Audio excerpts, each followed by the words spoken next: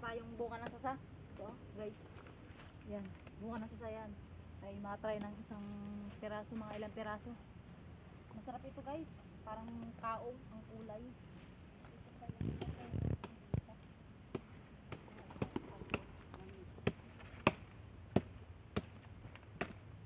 Ito, malaki tara tayo. At hindi di ako naman.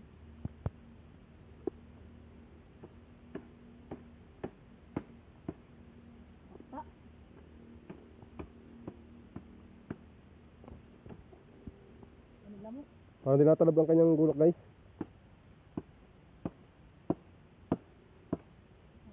Ibig sabihin yan mga katropa ikuan, ibig sabihin yan ay magulang na. Mabigas, sobrang tigas.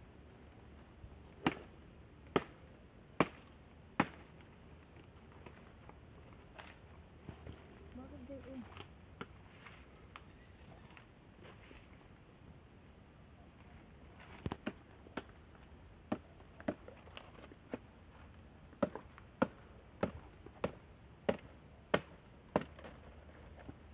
Hindi pinalalaglag, iyon ako. Kaya ka magsimula.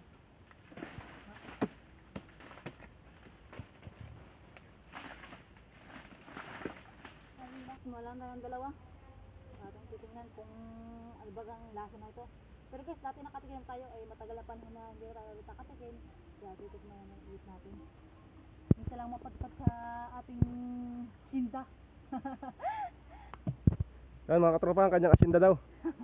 Yan guys ha. Loob ng mga sasahan. Nayugan, lalauhanan. Wow! Mas mauna pa ata mabiyak itong sangkalang ko ah.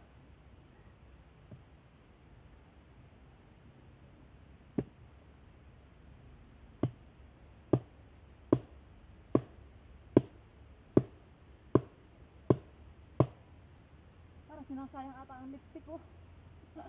Hindi ba ano eh? Magulang na ata guys.